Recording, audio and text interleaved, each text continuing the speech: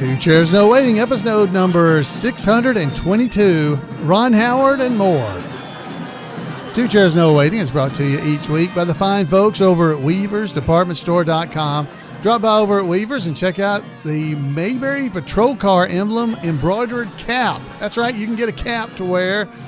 They fit kind of like Ernest T. Bass's hat, but they have the sheriff's emblem on it. Really nice hat. I love it. Head over to Weavers and check it out. While you're there, you might want to check out the Mayberry Favorites t-shirts. They got a whole bunch of them, long and short sleeves, with real nice artwork on the front. Go and check it out over at weaversdepartmentstore.com. Two Chairs No Waiting is also brought to you by donations from listeners just like you. The executive producer of episode number 622 is Butch Ruffner. Hey, Butch, thanks. Thanks for supporting the podcast, and thank you for being here with me. It's always fun, as I say every week, to get together with you and talk about the Andy Griffith Show, because that's what I just love doing. I'll do it in a heartbeat, actually, and it's probably annoying to some people, but you're not one of them because you're like me and love the show and want to talk. But yeah, I can turn almost any conversation into something about the Andy Griffith Show, which I don't know if that's appreciated by everybody. So I try not to do it all the time. But I was telling the folks that are in the chat room, on Monday nights, we gather to record the show at 8 p.m. Eastern time. If you go to live.twochairsnowaiting.com, you can be a part of it. There's about 50 people in there in the chat room visiting with each other right now. And I was telling them that I've got ideas to talk about for the show every week. I always have ideas. But the problem I have is I'm always watching episodes or something. Oh, that'd be a good one. I should talk about that. And then I'll watch another episode and I go, oh, wow, that's really interesting. I need to talk about that. So right up until the time I start recording the show, I'm still trying to figure out, what am I going to talk about tonight?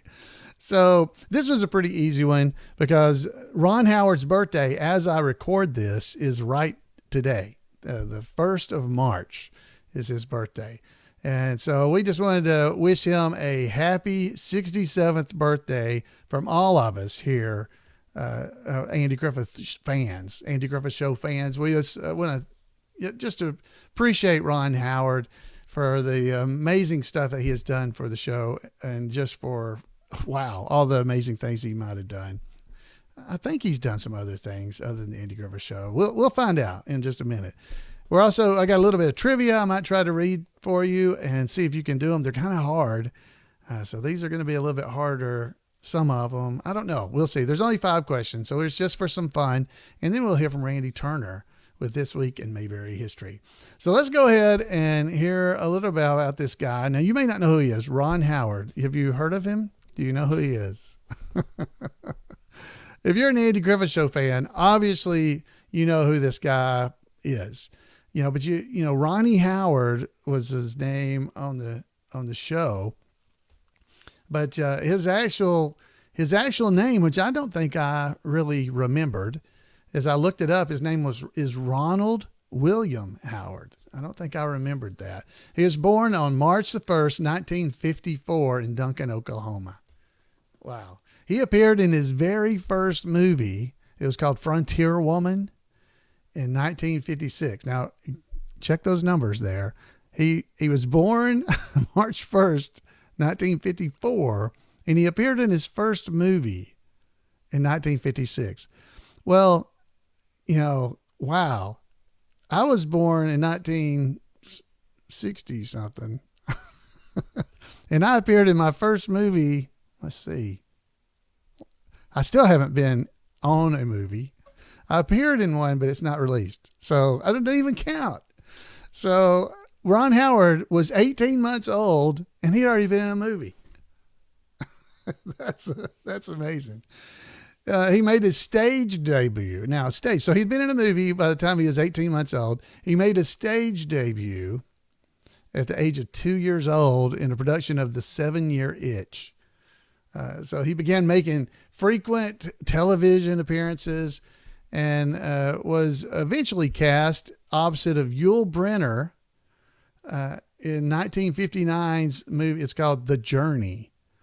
His performance earned him a regular role on CBS series like Playhouse 90, where he caught the eye of some guy named Sheldon Leonard that we're going to hear about later, who was the producer of the Andy Griffith Show. And of course, on October the 3rd, 1960, the Andy Griffith Show premiered with Ron Howard starring as Andy Griffith's son. Now, he had been earlier that year, he had been on the Danny Thomas Show with Andy as well. So he really made his premiere, I guess, as Opie on the Danny Thomas Show. I didn't get the date on that. I should have looked the date up. But anyway, this poor kid, he's born in 1954. By 1960, he is a co-star. I would say they're the big three, right? Andy, Barney, and Opie, and Aunt Bee, right? So that's the big four of the show, right? So I don't know where Opie fits in there. Let's put him fourth because he was youngest, and Aunt Bee had a career. Andy and Barney, or Don and Andy, had both had careers. So we'll put Ron, who the poor kid had no credentials. He'd only been working since he was 18 months old and been in movies and TV shows and all kinds of stuff. He probably had to be fourth billing. I don't know. At 5 years old, 5 years old. He's 5 or 6. Oh my goodness. Oh, what were you doing when you were 5 or 6 years old? Or 7? I'll give you till 7. What were you doing? Me, I was running around out in the backyard with a pair of shorts on, with a toy knife in my belt stuck down there, and going around and yelling like Tarzan as I ran through the yard and climbed trees and swang on ropes. That's what I was doing. Ron Howard is starring in movies and on TV shows. And not only is he starring on TV shows, he's starring on TV shows that 61 years later, nearly, we're heading there, are still on television every day, right? So anyway, congratulations, Ron Howard. You are awesome. This is great. Such a humble guy too. I found an article. It's in The Guardian, and it is called Ron Howard. And it's a quote from him saying, "I'm introverted and risk averse, but not when there's a story to be told." So that's a quote from the story. I'll have a link to the story in the show notes because I'm not going to read the whole story. It's really long. It was written by Hadley Freeman on September 22nd of 2020. So there's around Mayberry Days time frame for us Mayberry folks. This story appeared in The Guardian. It says, while some celebrities spent lockdown in their Malibu houses. Wow, yeah, I didn't think about that. That's pretty rough, these poor folks trapped in their Malibu house. But while some of them were trapped in their beach houses in Malibu and the Mayberry compound, or in their Beverly Hills compounds. I've been in my Mayberry compound, so I feel pretty good. Ron Howard, one of the most powerful and prolific men in Hollywood, spent the first 2 weeks sleeping in his editing office near his home in Connecticut. The image of Howard living in his workspace fits so well with this public image that it sounds almost storyboarded. The hardworking, humble guy who happens to be an Oscar-winning director of 2001's Beautiful Mind. He's also been nominated for Frost Nixon in 2009. His mother thought rightly that he should also have been nominated for 1995's Apollo 13, by the way. Yet, Howard's work-based isolation was not just for professional purposes, but personal ones. His wife of 45 years, Cheryl, was sick with COVID-19. He needed to isolate from her, but he wanted to stay close by. This is a quote he goes on to say. She had it only mildly, thank God. And so did my daughter Paige, but they were real cases. So I lived in the editing room. When Cheryl felt better, the two of us would go on what I called Victorian courting strolls, staying 10 feet away from each other and no touching, Howard says with a chuckle. He's carved out this place, his home that he lives in, partly through his workaholism. If Steven Spielberg is the father of modern mainstream U.S. cinema, then Ron Howard is the beloved uncle. Between his directing career, which spans 80s comedies like Splash, Cocoon, and Parenthood, 90s dramas like Backdraft and Apollo 13, and blockbusters like The Da Vinci Code, Solo the Star Wars Story, his production company, Imagine Entertainment, did The Eighth Mile, My Girl, Bowfinger, and his longtime acting career, from The Music Man when he was a kid, to The Andy Griffith Show, Happy Days, Arrested Development. Ron Howard's IMDb page rivals the length of the works of Dickens. He has said he needs only 4 days after finishing a film before he's ready to start another one. Can you believe that? Wow. So how did he cope with a 6-month lockdown? And there's more in the story. I'm not going to try to read through it all for you. But he does go through and it talks in the story about working with Tom Hanks.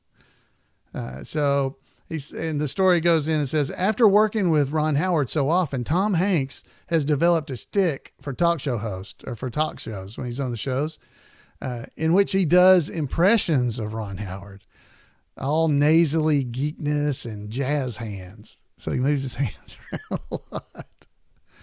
Oh, does Howard mind? Does Ron mind? Ron says, I think his imitations are terrible, but they're sort of infectious.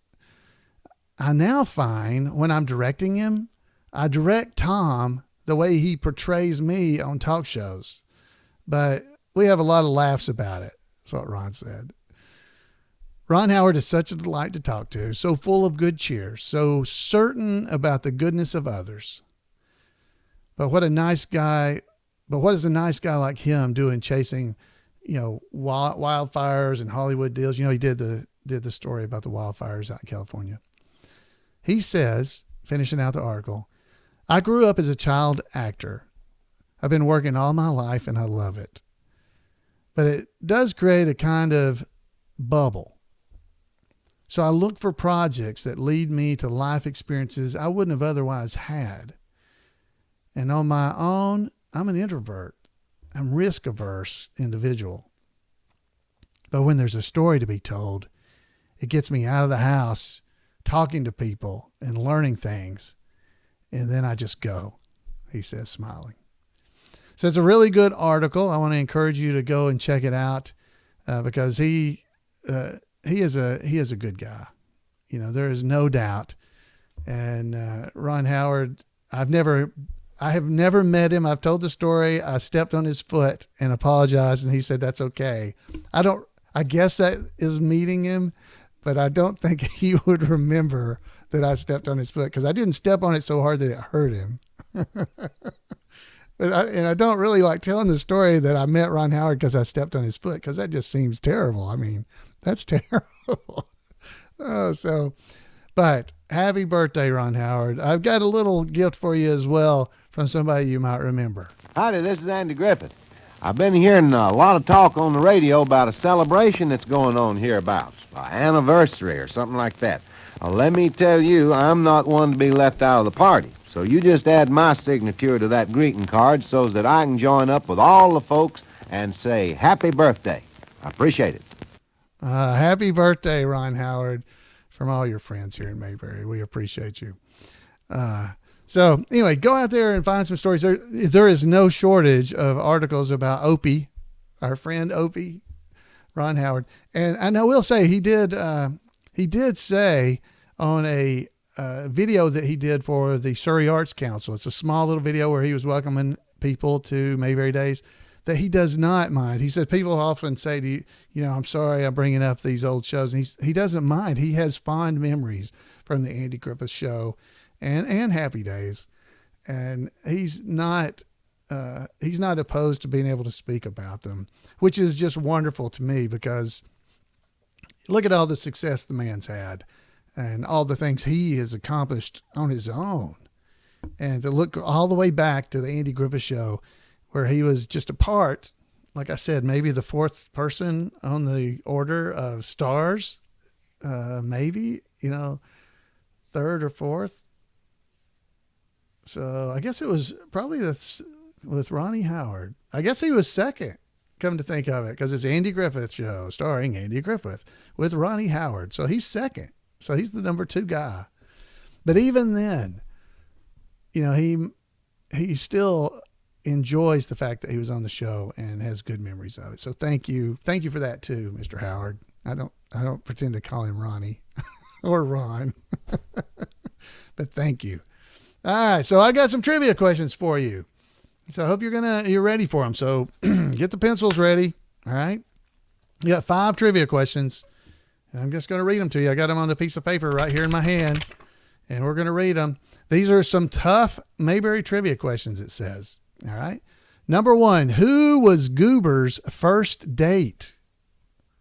Who was Goober's first date? Oh, don't know, do you? That's a little trivia music. Who was Goober's first date? All right. Do you know? Give me a chance to answer. If you don't want to hear the answer, you can pause and find out later. Can you believe this? According to this answer, his first date was Lydia.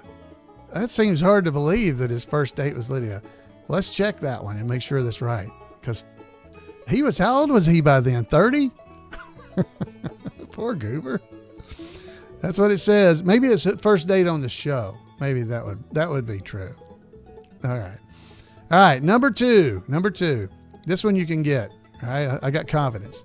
The Mayberry squad car had a license plate number, JL327. Okay. In all but 3 episodes. What was the license plate number in those 3 episodes?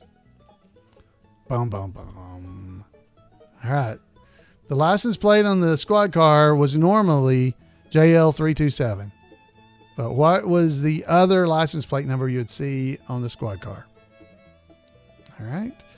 If you don't want to know the answer, you'll have to pause, because the answer is DC269. DC269. All right. Number 3. There's only 5, okay? Only 5. So here we go. Number 5. What song would the Darlings not play because it made Briscoe cry? What song would the Darlings not sing because it made Briscoe cry? Is there only one? I know one of them, so we'll take that answer. So what song would the Darlings not play because it made Briscoe cry? All right. So the answer is Dirty Me, I'm disgusted with myself. That one would make Briscoe cry. All right, so that was number 3. All right, and number 4. Here's your trivia question. All right. What did Opie say Mr. McBeevy learned from the cannibals? What did Opie say Mr. McBeevy learned from the cannibals? That's harder. That's number 4. Number 4. What did Opie say Mr. McBeevy said he learned from the cannibals? All right, so here's the answer. It's coming.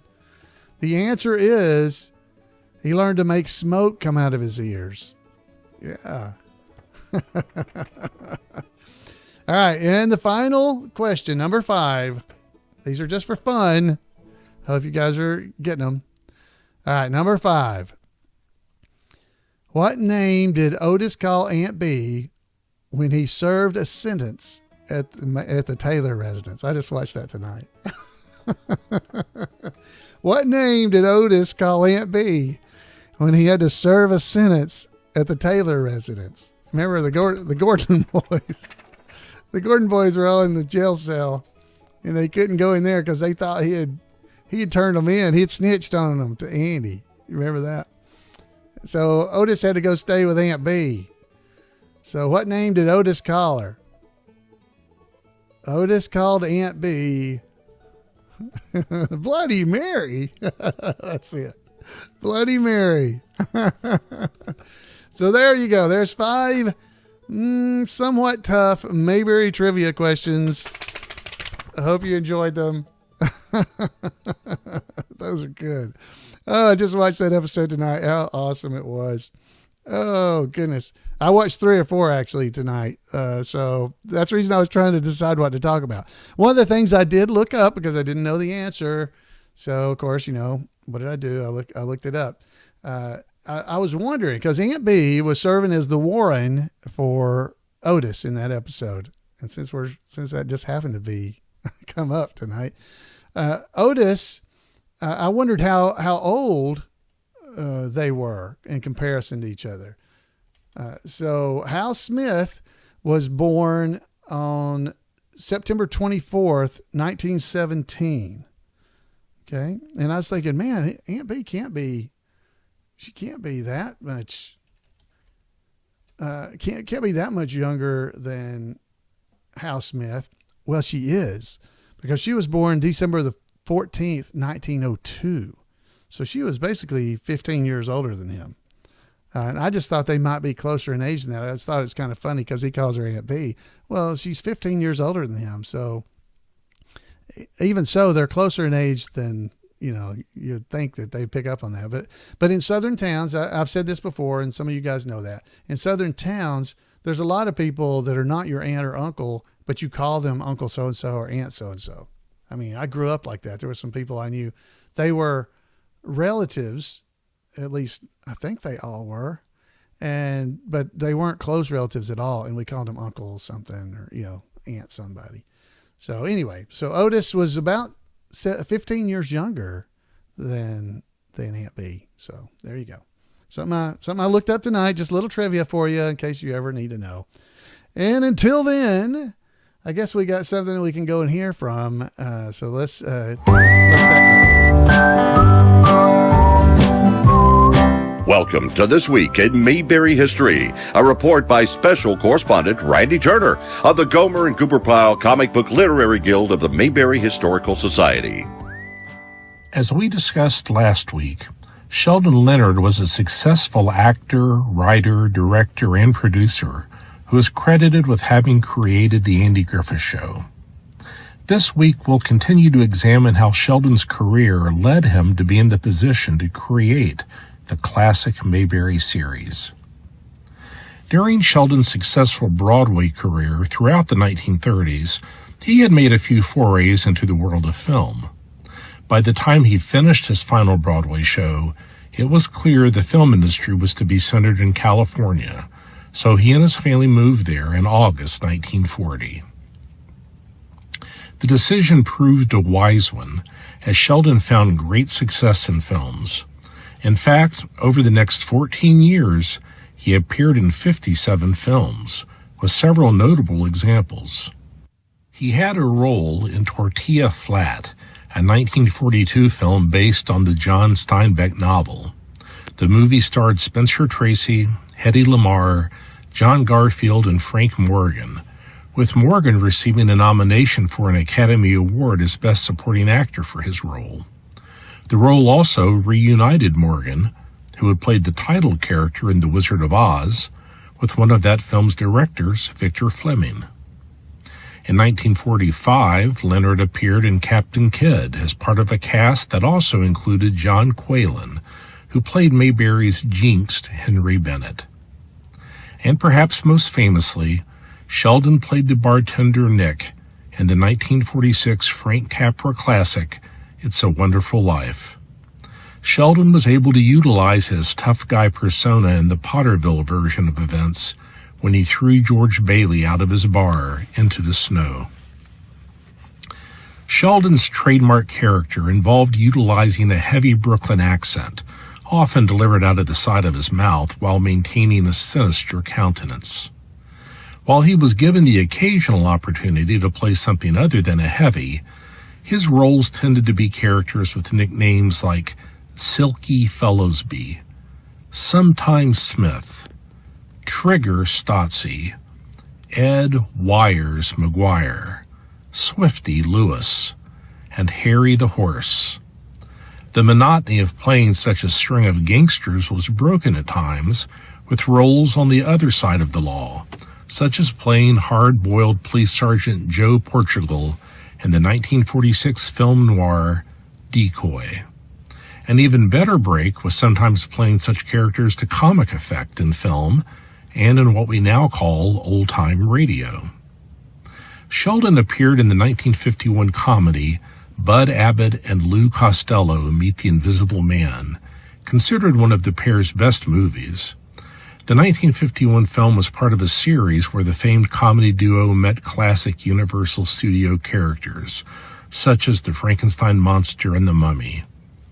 Of course, Leonard also appeared in lesser films, such as the less than stellar Zombies on Broadway, a comedy starring RKO's imitation of the classic Abbott and Costello duo, though the cast did include Bela Lugosi. Well, they can't all be winners.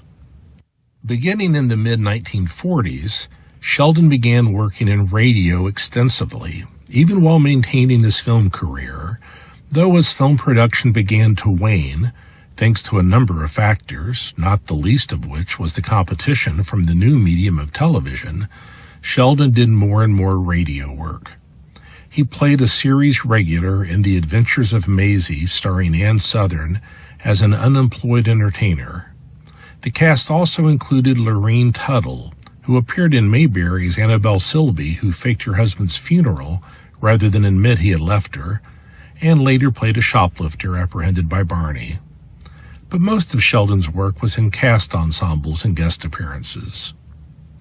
Likely the best-known example of a comic spin on his usual tough guy character was on radio's The Jack Benny program, in which Leonard periodically appeared from 1945 through 1955 as the Tout. A noun that is not commonly used today, a tout is a person who offers racing tips for a share of the winnings. He inevitably began his conversations with Benny by saying, "Hey, Bud, come here a minute." The character never managed to actually give any real racehorse advice. He would instead speak to Benny wherever he might be, such as in railroad stations or department stores, and ask what Benny planned to do. When told, he would then use irrelevant racing advice to try to talk Benny out of his planned activity. Next week, we'll continue to look at the radio stage of Sheldon Leonard's career as we continue to look at how his career led him to his involvement in the creation of the Andy Griffith Show. So that's it for this week. As always, thanks for listening. And remember to take care of yourselves, watch out for one another, and take Andy's advice and go out there and act like somebody. Thank you, Randy. Wow, always great. And if you want to make sure you don't miss out on anything that Randy's doing around the Andy Griffith Show online, send him an email at turnersgrade@gmail.com. turnersgrade@gmail.com. That's a new word I got. Cinema. Send him an email. Send him an email. Send him an email. Friends, it's always great again to be here with you at Mayberry. I want to make sure you're aware of the upcoming event that we have coming up for the Mayberry meetup. That's coming up in July the 16th through the 18th is when it's going to be in Mount Airy, North Carolina. I want to encourage you to go there. There's in our show notes, there are links to the form you go to fill out to make sure that I know you're coming. Right now we got about 31 people that have already signed up. I know there's more that have talked to me and are planning to be here or be there. So if you're planning to come, we'll do the best we can to keep everybody safe. We're all going to be outside. So hopefully everybody will already have their vaccines and all that kind of thing. We'll be okay by then. But even if we're not, we'll be outside, separated. Everybody should be okay. So definitely want to encourage you to make plans to come to the 9th annual Mayberry Meetup in Mount Airy, North Carolina. Definitely encourage you to be there. We got several other events. You can go to the iMayberry website, and there is an event calendar there, and you'll be able to find all the events that are related there, related to the Andy Griffith Show. You'll be able to find them. If you go there and just click on the link, it will show you all the different kind of events that are going on in and around the Andy Griffith Show in the coming year. Now, there's not that many because things have definitely slowed down, but you can check out Floyd's Barbershop Bulletin Board and event calendar there. And it's the same as what's in the e-bullet, except it gets updated a little more often. So we're going to have events on April the 10th in Granville, Tennessee. We got, there's an event down in, it's not on the calendar actually, I see. There's an event down in Valley Head, Alabama. That's going to be the 1st of May. I believe that's the right date. The first weekend of May. It's the first Saturday. Yeah, the 1st of May. As they've got an event in Valley Head, Alabama that I'll be at, so you can come to that. And then of course we got the Mayberry meetup in July, and Mayberry Days coming up in September. So there's not as many events as there are in normal years, but there are events popping up. So be watching the event calendar for more information. And I believe that's all the news that I have for you tonight. So guys, I have always enjoyed getting to spend time with you here in Mayberry. I hope you enjoy it too. I'd love to hear from you. You can send me an email or voicemail. Send me a voicemail. Call me at 888-684-8415. The information's on twocairsnowaiting.com. If you forget, you can also email me at floyd@imayberry.com. I'd love to hear from you. I hope you enjoy all the fun here in Mayberry. I hope this was fun for you. It's always fun for me. And we will look forward to being right back here for another episode of Two Chairs, No Waiting, coming next week.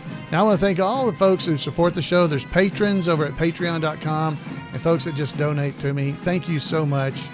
And until next time, everybody, we'll see you here on Two Chairs. Good night, everybody.